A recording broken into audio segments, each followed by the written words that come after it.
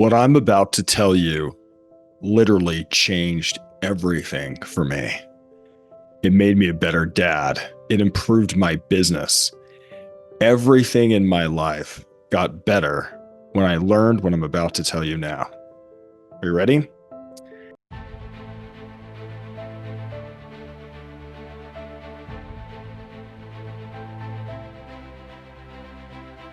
Behaviors are like seeds. Attention is like water. We water the behaviors we want to see grow with attention. I'm going to say it one more time. Behaviors are like seeds. Attention is like water. We water the behaviors we want to see grow with attention. This is true. What the behaviors we give attention to will get bigger. Well, here's the problem.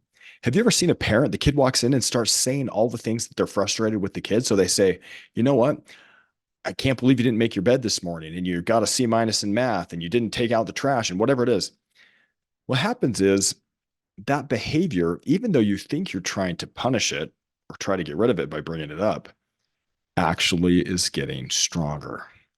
The research shows that people respond much, much better to positive reinforcement than to pointing out what they do wrong. In other words, let me tell you a story. There's this book called The Power of Positive Parenting by Glenn Latham, which is where I really took a deep dive on this concept.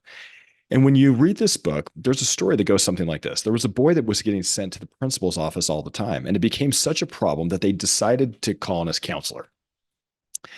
And the counselor observed and watched what was going on and noticed that the boy was doing a lot of things that are right, a lot of things. But the teacher was giving zero attention for those things, nothing. As soon as the boy would do something wrong, the teacher would say, "Oh, there you go again," put his name on the board. He'd do something wrong again, get a check mark, do something wrong again, get a check mark. And soon he had so many check marks that they had to march him down to the principal's office. So the teacher was giving him zero attention for doing what was right and a lot of attention for, check marks and attention for doing what was wrong. Well, here's the thing. He was actually being doubly reinforced because when he got down there to the principal's office, something like this happened. I think they sat him, the girl at the front desk or somebody at the office there sat him next to this window. It was right before lunchtime. And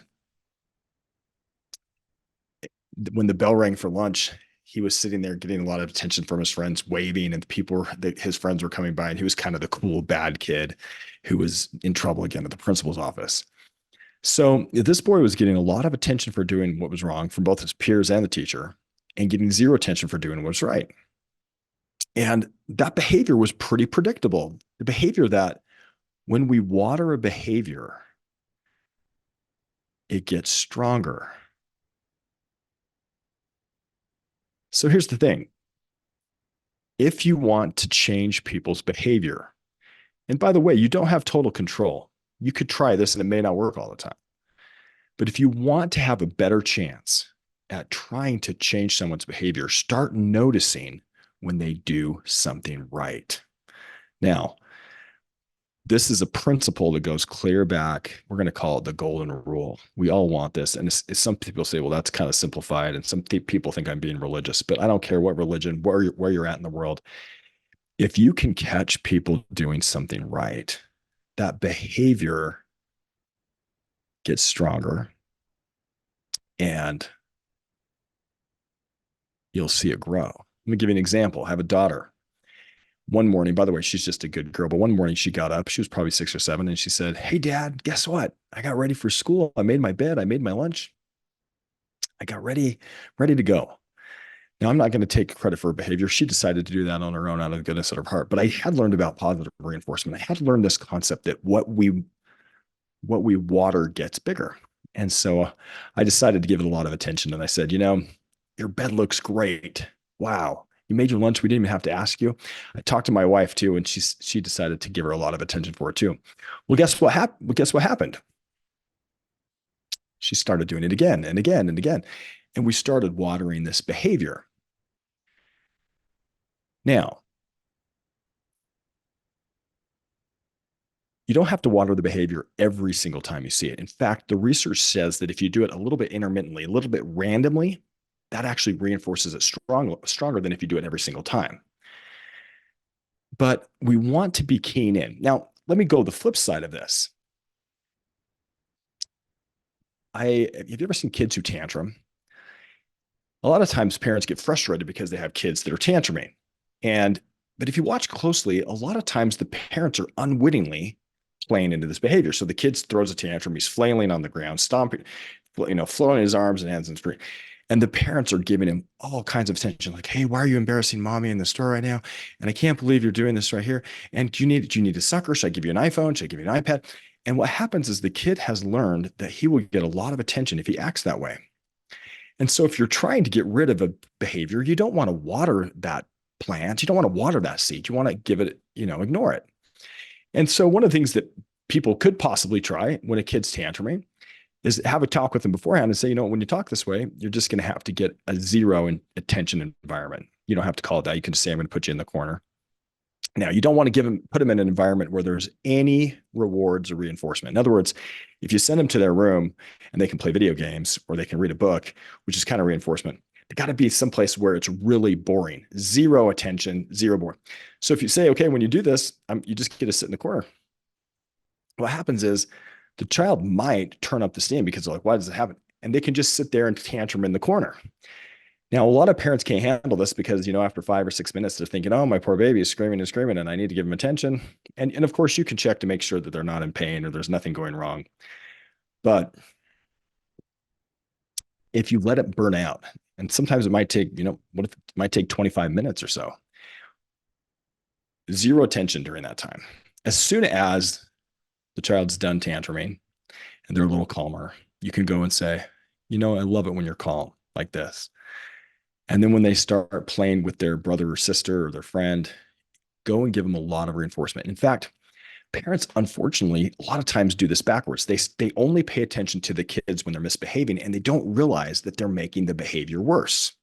Now, I got to tell you, when you first do this, let's say you've been a kid that's been tantruming for a whole year, small child that's been tantruming for a year, and then you say, "I'm not going to give them attention when they act this way." What happens is at the very beginning, the behavior actually gets a little worse. And that's because they've been used to getting attention for the last year. And so the behavior gets worse for just a little bit. And then if you're consistent, if you do it consistently, the behavior will have a huge drop down. In other words, when it gets worse for a little bit, that's called an extinction burst. So if you can be consistent and not give attention to that behavior, be prepared that it might get worse for a little bit. And then if you're consistent, the behavior will go way down. You may have a little relapse here or there. But the thing that parents often do is when kids are playing nicely together, they say, "Oh, they're playing nicely. Let's just leave them alone." But what they probably should be doing, according to this research in the book, Power of Positive Parenting by Glenn Latham, which I recommend to anyone who wants to be a better parent, a better salesperson, a better negotiator, read this book. It's not just for parents, it's for everybody. Is start to pay attention while the kids are doing well. So if they're in there playing with their friends, you can say, "Hey, I love it how you play with your brother so nicely. And wow, it looks like you're really working hard on that math problem," or whatever it is.